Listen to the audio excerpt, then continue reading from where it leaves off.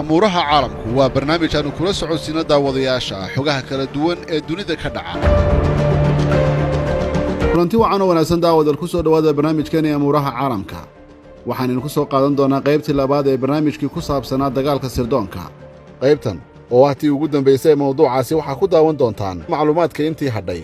gabagabadana waxaad ku daawan doontaan su'aalo iyo jawaabo ku saabsan maxaa cashara laga bartay gulufkan Maraykanka iyo Al-Qaacida u dhaxeeya ee dunida oo dhan saameeyay. goorma ayuu dhammaanayaa dagaalkani? waxaad daawan doontaan Maraykanka iyo Al-Qaacida oo sheegaya goorta ay la tahay in dagaalkaasi uu dhammaanayo. waxaanad ku arki doontaan dhammaadka barnaamijka.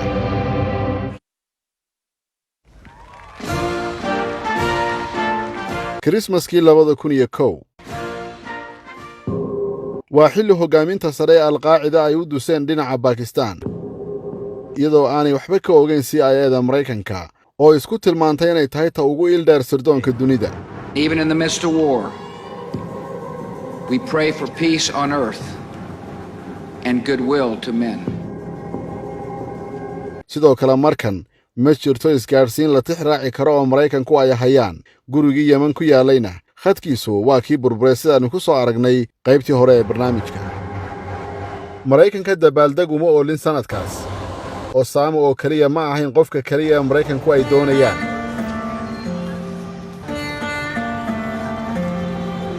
We probably had just as good a chance of seeing bin Laden sitting at a cafe somewhere drinking a cup of coffee. balse isna waxaa diiradda Maraykanka ay ku raadinayeen madaxii tababarrada iyo tasiilaadka Abu Subayda. mukhaabaraadka Maraykanku waxa Abu Subayda ay ka hayeen hal sawir oo nooca baasaboorka ah, balse waxa sawirkaasi ay ka dheegeen sawirro badan oo markaasi midba qaab ay u dhigeen, waxaana loo qaybiyey xubnaha mukhaabaraadka si ay ugu hawlgalaan. Bakistan waxay ahayd meesha uu jiro tuhunka ugu badan ee Maraykanku uu qabo. waxay tuhunsan yihiin marka ay xubnaha ururka Al-Qaacida ugu nugul yihiin in xiriirkooda la helo inay tahay marka ay guurayaan iyo suuragalnimada marka telefoonada ay isdhaafsanayaan. They are susceptible to detection when they do two things, when they move and when they communicate. Abu Subayda labadaasi haba waa uu qaban jiray. So as he was trying to shepherd those individuals, Maraykanka oo ku jahawareersanaa meesha la abaarayo ayaa markan waxaa tuhunkooda ay ku soo koobeen magaalada Faysalabad ee waddanka Bakistan. 14 guri oo magaaladaasi meelo kala duwan kaga yaala ayaan u kala cadayn. balse waxay go'aansadeen in 14kaasi guri hal mar la weeraro. inkastoo xubno iyaga ka midi ay markaasi qabeen inaan sidaasi la samayn oo 2 guri oo kaliya la beegsano. xubno sirdoonka ka socda ayaana booqday nawaaxiga guryaha la tuhunsanaa midkood. kadibna waxay raaceen xadhigga gurigaasi galayay. Followed it down the pole and then literally followed it down an alley, pointed at a house in the distance and said, "It's that house right there." saqbarka habeenkii xigayba gurigaasi ayaa la weeraray. CIA waxay sheegtay in halkaasi ay ugu galeen xubno aad ay u raadinayeen, kuwaasoo ay ku eedeeyeen inay ahaayeen jihaadaloosayaal kuwa bambaanooyinka xidha iyo ninkii ay sida weyn u doonayeen Abu Subayda. waxa uu yidhi Abu Subayda waa la toogtay waana uu dhiig baxay. Shot in the thigh, the groin and the stomach with an AK-47. He was clearly bleeding to death. to get him the best medical attention that isla markiiba waxaa loola cararay goob caafimaad si loo daweeyo loona wareysto kadib. inaanu dilno qorshaha kuma jirin.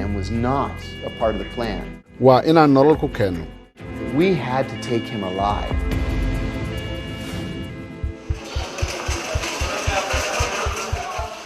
labiyo 10 saacadood oo qalliina kadib Abu Subayda waa uu miirsaday isagoo ay dul joogaan xubno Maraykana. I went over to him and I moved his oxygen mask. waxaan weydiiyey magaciisa. What is your name? kadibna wuxuu ii sheegay in aanu luqadaasi Ingiriisiga ku hadlin. I will not speak to you in God's language. isna wuxuu ku yidhi. And I said, "That's okay, Abu Zubaydah. We know." dib ma laha waanu garanaynaa qofka aad tahay. The other day and madaxweynihii Maraykanka ayaa ka hadlay oo sheegay Abu Zubaydah. in la qabtay Abu Subayda. He's one of the top operatives plotting and planning death and destruction on the United States, he's not plotting and planning anymore. abu subayda waxay ku tilmaameen maraykanku inuu ahaa ninka ugu muhiimsan ee ay ka qabteen alqaacida wixii ka dambeeyay weerarkii September 11 waxaana yidhaahdeen waa ninkii dadka u qori jiray ee kaamamkaasi gacanta ugu hayay. He had their names. He had everything down about them. intaasi kadib abu subayda waxaa loo diray diyaarad khaas ah xubnihii isaga soo qabtayna mar dambe may arag isaga sababtoo ah waxaa la wareegay xubno kale sida ay sheegayaan manay garan karin meel loo qaaday. Several CIA officers dressed completely in black with black hoods got off the plane, and then we loaded him on the plane, and I never saw him again. Where was Abu Zubaydah taken? Where was Abu Zubaydah taken? After Pakistan? That was someone else's responsibility, and it's not something that I can talk about.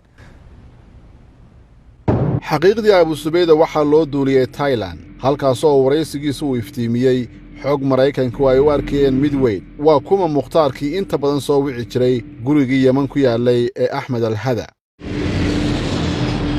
mukhtaar waraysiga kadib waxa uu noqday Khalid Sheikh Mohammed. When Abu Zubaydah identified the picture of Khalid Sheikh Mohammed as Mukhtar. hadda waxaa suura gashay in qabcado yaryar oo xog ahaa ay haatan caddayn buuxda noqdeen. Circumstantial evidence now became evidence. Khalid Sheikh Mohammed, the top operational planner, the top killer of the Al-Qaeda network, the man who masterminded the September the 11th attacks, is no longer a problem to the United States of America. sumcad xumo weyn ayaa soo wajahday Maraykanka kadib markii madaxweyne Bush uu awood dheeraad ah siiyey hay'adaha nabadgelyada ee waddankaasi gaar ahaan CIA. waxaana ay la yimaadeen farsamo cusub oo dadka ay ku waraystaan waana mid ahayd in biyo lagu hafiyo qofka ay waraysanayaan.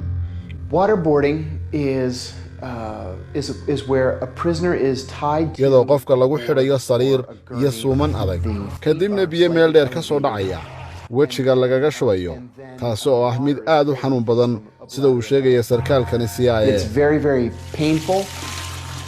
hay-adaha xuquuqda aadamaha ee dunida ayaa ka qayliyey habkaasi waxaana ay ugu yeereen jirdil inay tahay loona baahan yahay Maraykanku arrintaasi inuu ka waantoobo oo uu joojiyo. And anything else comes a clear 10th, 11th, or 12th. daweyntii iyo waraysiga abu subayda waxa uu kiciyaa arrimo dhib badan oo kale Maraykanku muu danaynaynin in wax laga weydiiyo kaamamka al-qaacida balse Maraykanku meelo kale ayaa u diiradda saaray waana xukunkii Ciraaq ee Saddam Hussein. There are clearly links between Iraq and terrorism. Condoleezza Rice ayaa waxa ay tiri waxaa jira xiriir ka dhaxeeya al-qaacida iyo Ciraaq xubno ka tirsan ayaana lagu arkay Baghdad.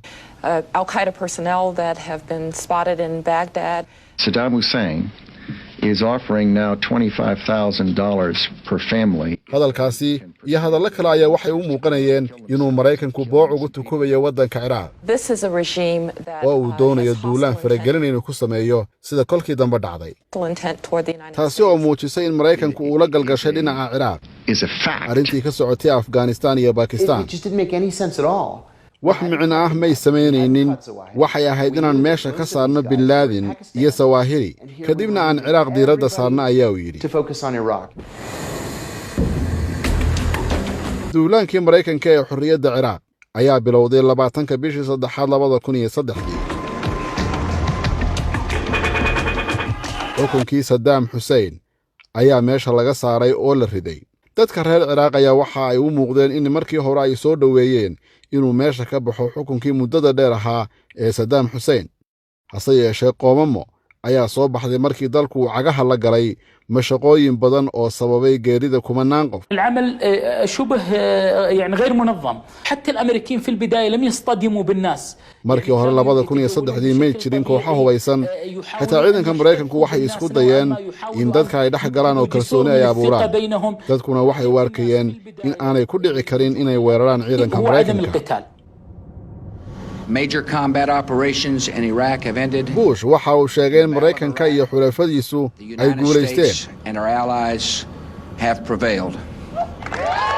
wuxuuna u malaynayay dagaalkaasi inuu dhammaaday balse xaqiiqdii marka uu hadalkaasi yidhi kadib ciraaq dagaal ayaa ka siraadmay قضايا الاعتقالات بدأوا يهينوا الناس بدأوا يتجاوزوا kooxaha hubaysan ayaa ka soo ifbaxay guud ahaan waddanka ciraaq في منتصف أو في أواخر 2003 بدأت تظهر جماعات مسلحة بدأت تنظم نفسها mukhaabaraadka maraykanka qaarkood waxa ay sheegeen inay sii arkayeen ifafaaraha ka soo socda xoogagga iska caabinta ciraaq maadaama ciraaq ay tahay dal muslima oo ay qabsadeen alqaacidana ay soo gashay ciraaq You invade Iraq, you will be an infidel country, invading a Muslim country without provocation.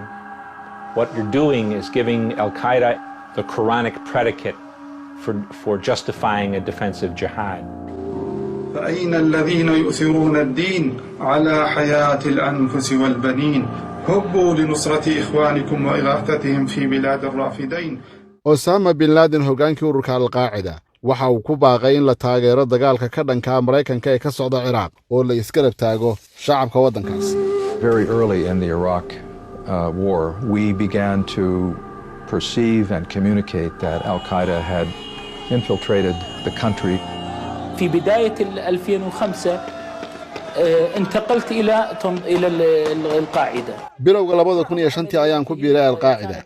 howlgalladoodu waxay ahaayeen kuwa ku salaysan iska caabin ama weerar lagu qaado maleeshiyaadka amaba dawladda. ممارسات للحكومة. It's at this point that Al-Qaeda's alqaacida waxay fuliyeen weeraro ka dhana Maraykanka. waxay geysteen qaraxyo isdaba joog ah oo dhacay oo marar kale oo badanna dhacay. Allahu akbar wal izzatu lillah. kooxdu waxaa Maraykanka ay cagaha u galisay dagaalkii ugu kululaa oo noqday mid aan la xakamayn karin.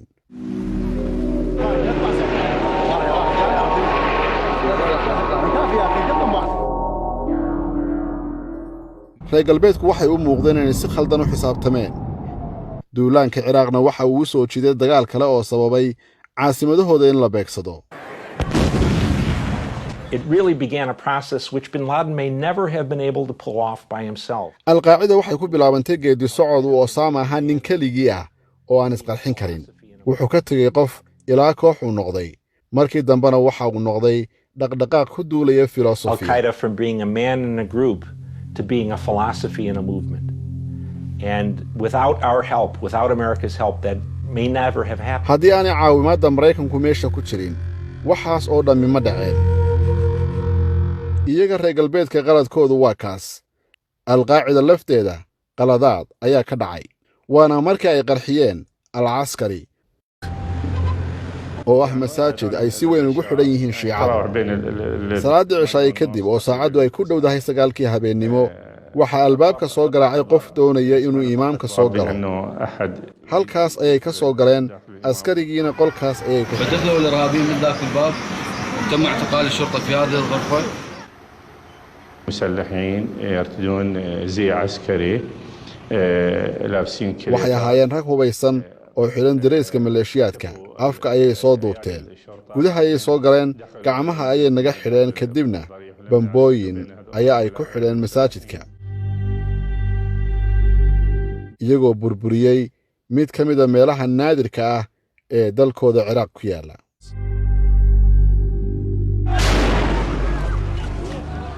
alqaacida waxay Ciraaq u timi inay la dagaalanto Maraykanka iyo xulafadiisa balse umay imanin in la qarxiyo masaajidka al-caskari. waxay taasi abuurtay shaki iyo dagaal madhabeed oo muslimiinta dhexdooda ah. qaraxaasi waxaa lagu eedeeyey inuu ka dambeeyey Abu Mus'ab al-Sarqawi. Zarqawi was an extremely vicious individual. There was literally nothing that he would not do to further his ends. And murder and mayhem were his tools. Urdun ayuu dhashay. wuxuu ka mid ahaa jiilkii jihaadoonka ahaa ee u dagaal tagay Ciraaq si ay Maraykanka ula dagaalamaan. wuxuu isu doortay madaxa alqaacida ee Ciraaq isagoo la yimi arrimo badan oo ka duwan kuwii hore loo arki jiray. Zarqawi's goal was to drive a wedge between Sunni and Shia elements in Iraq. I think he was attempting to create a massive uprising and essentially a civil war. al-Sarqaawi waxaa lagu eedeeyey inuu maleegay dagaalka sokeeye ee shiicada iyo sunniga Ciraaq, arrintaasi oo la sheegay inay ku xusnayd warqad lagu tilmaamay inuu u diray hoggaamintii sare ee al-Qaacida oo la sheegay inuu ku yidhi caqabadaha sunniga haysta waa shiicada, in dagaal lagu qaado waa sida keliya ee dalkani dagaal buuxa ku geli karo. Fighting the Shia is the way to take the nation to battle. qarxinta masaajidka al-Caskari ee shiicadu ay ku cibaadaystaan ayaa loo arkay inay ahayd meesha ay ka abaareen bilowga dagaalkaasi madhabku dagaalanka. 24 saacadood kadib qarxinta al-Caskari, Ciraaq waxaa ka holcay dagaal lagu hoobtay oo madhabku dagaalana. shiicada iyo sunniyiinta ayaa madaxa isla galay. Violence. And it was after that that you really saw ethnic cleansing taking place. waxaa dhacay wixii la sheegay inuu Sarqaawi ku dalbaday warqadiisa, balse xisaabta khaldantay ee kale waxay ahayd dilka muslimiinta Ciraaq dhexdooda ma aha sida al-Qaacida ay ku heli lahayd dad u dagaalama. annagu waan idinkula jirnay dagaalkii Mareykanka. نحن معكم في قتال الأمريكيين balse idinkula soconno dagaalka muslimiinta dhexdooda. لأننا بيننا وبين الشيعة كثير من maxaa yeelay shiicada waxaana mideeya arrimo badan oo waddanka mustaqbalka iyo taariikhdu ay ka mid tahay. كثير من الأمور تجمعنا جلسنا معهم waanu la fadhiisanay kooxda Sarqaawi waxaanu u sheegnay in marka ay imanayaan meelaha aanu joogno ay suuragal tahay oo kaliya inay Mareykanka la dagaalamaan. الرؤية المصلحية لهذه المناطق وهي الاستهداف الأمريكي. balse al-Sarqaawi waa uu ka dhagaysan waayay. لم يوافقوا حصلت عمل waxaana kooxdiisu ay meelo badan ka fulisay dilal qorshaysan oo dad Ciraaqiyiin ay ku beegsadeen. They made this a civil war to the point where the Iraqis said, well, we might not necessarily like the Americans, but we sure as heck don't like a bunch of foreign fighters coming here and killing us. meydadka ayaa xilligaasi meel kasta wadnaa. kooxo badan oo ka soo jeeda dadka la dilay ayaa sameeyay falcelin, waxaana ay la safteen Mareykanka iyagoo dagaal kala hortagay kooxaha ku abtirsada al-Qaacida. ضج المجتمع بعد أن كل الطرق السلمية نفذت من أيدينا، فلم يكن لنا إلا ذلك الطريق حتى نعيدهم إلى رشدهم أو يعني نخرجهم من مناطقنا.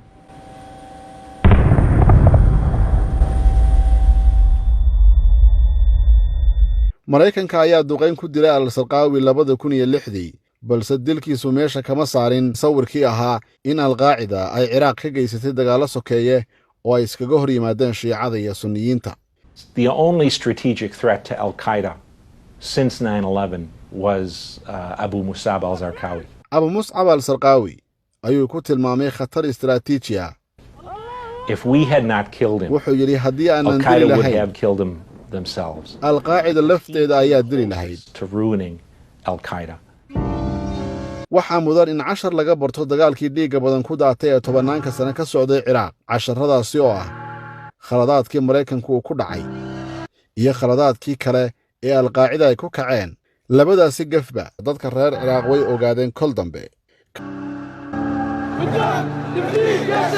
kacdoonadii guuga carabta laftoodu waxay muujiyeen in al-Qaacida aanay saameyn ku yeeranin hanaanka ay wax u rabaan. sababtuna waxay ahayd shucuubo kala diime ah oo kala mabaadii ah ayaa waxay u midoobeen in la rido kalitalisyadii haystay dalalka Masar iyo Tunis, iyadoo la gilgilay kuwo kale oo ku sugan dunida carabta. Mareykanku waxay u arkaan al-Qaacida inay wiiqantay oo ay dib ugu laabatay buurihii, inkastoo ay soo baxeen ururo tiro badan oo ku abtirsada al-Qaacida. intii ay socdeen kacdoonada carabtu, waxaa Mareykanku uu shaaciyay fariin kale oo aad looga dareemay dunida muslimka, waana dilkii Osama bin Laden. waxaa shaaciyay madaxweynihii Mareykanka Mr. Obama. Good evening. Tonight, I can report to the American people and to the world that the United States has conducted an operation that killed Osama bin Laden, the leader of Al-Qaeda.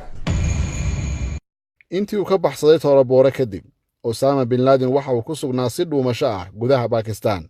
Mareykanku waa ay raadinayeen, balse inay helaan waxay u baahnaayeen muddo dheer caawimada Pakistan. isla markii uu dhacay weerarkii Sebtembar 11, madaxweynihii Pakistan Pervez Musharraf wuu aqbalay Mareykanka inuu caawinayo. I see a dawn of a new era of relationship between Pakistan and the United States. balse caawimaadaasi waa laga raacay Pakistan. Taliban iyo al-Qaacida ayaa si wada jira waxaa dagaal toos ay ula galeen Bakistan taasoo isugu jirta ku dhufo ka dhaqaaq mawjado bambooyin ah iyo weeraro gaadma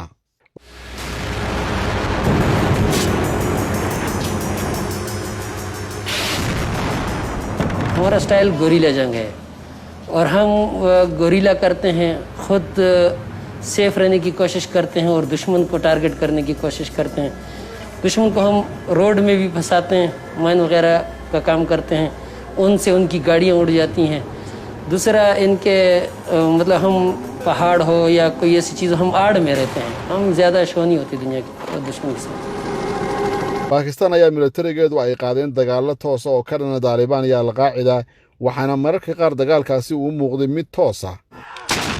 The death toll mounting by the day. Now according to official figures more than 700 fighters have been killed. Al-Qaacida iyo Talibanna waxa ay sameeyeen weeraro jawaab ah oo dad badan lagu dilay. If you put pins on a map showing Al-Qaeda attacks in Pakistan, you see them moving gradually over the last 5 years from the border area deep into the interior of the country, to Karachi, to Faisalabad, to Islamabad. Waxaa meesha soo gashay tallaabadii Mareykanka oo aan u kala aaba yeelin labada dhinac ee ku hirdamaya Pakistan gudaheeda diyaaradaha aan duuliyuhu la socon ayaa duqeymo ka bilaabay gudaha Pakistan kuwaas oo bambooyin aan loo aaba yeelin la dhacay meel ay tuunsanaayeen mararka qaarkoodna waxaa bambooyinkaasi ay ku habsan jireen dadka shacabka ee Pakistan taas oo madaxweynaha Pakistan uu ku tilmaamay inay tahay ciqaab wadareed. The collateral damage part is the serious part because a lot of civilians, a lot of women and children sometimes also get killed. duqeymahan loo meel dayin ee Mareykanka waxa Al-Qaacida ay ku heshay taageero badan waxaana midoobay dadka deegaankaasi oo ka qayb galay dagaalka iyagoo taageero badan u haya ururada uu Mareykanku la dagaalamayo.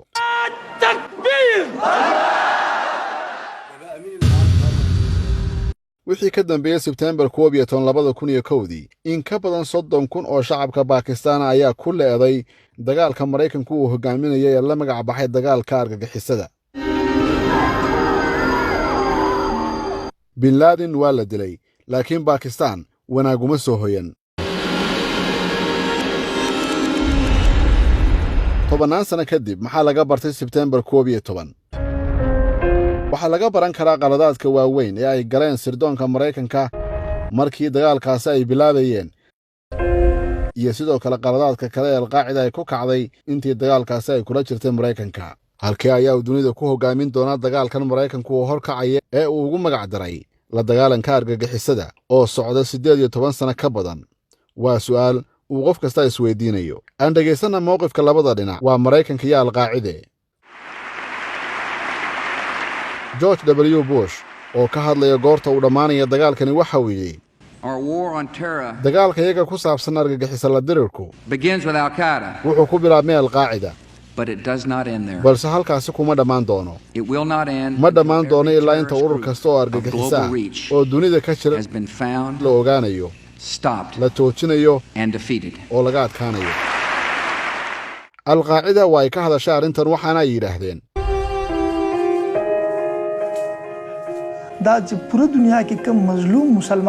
jihaadku waa uu ka soconayaa dunida oo dhan kooxaha iyaga ismiidaamiya waxaa howlgalladooda ay ka fulin doonaan Mareykanka, Israa'iil, Hindiya iyo Ruushka kuwaasi oo nacab muslimka waxaa xigi doona ayaa uu yidhi wixii Ruushka ku dhacay ka hor 11 September ee Mareykankana ku dhacay September 11 mararka qaarkood waxaa lagu eedeeyaa reer galbeedka laftooda inay leeyihiin hal abuurka iyo aasaaska ururada islaamiga ah ee marka dambe isu bedela dhaqdhaqaaqyada waaweyn si kastaba ha noqotee marka la eego labada dhinac mowqifkooda waxay u muuqataa faanoo leh fari kama qodna. daawadyaal intaasi waxaanu ku soo koobi doonaa barnaamijkaasi aanu kaga hadlaynay is-ugaarsiga caalamiga ah ee dunida ka socday ku dhowaad 20 sano ee lasoo dhaafay wixii ka dambeeyay 2001 taasi oo sababtay in dalalka caalamka oo dhan la geliyey feejignaanta dagaal ee aan dhammaadkiisa la ogeyn goorta uu yahay. waa Cabdishakuur Dayib Maxamed soo saaraha barnaamijka oo idin leh tan iyo barnaamijka xiga nabadino.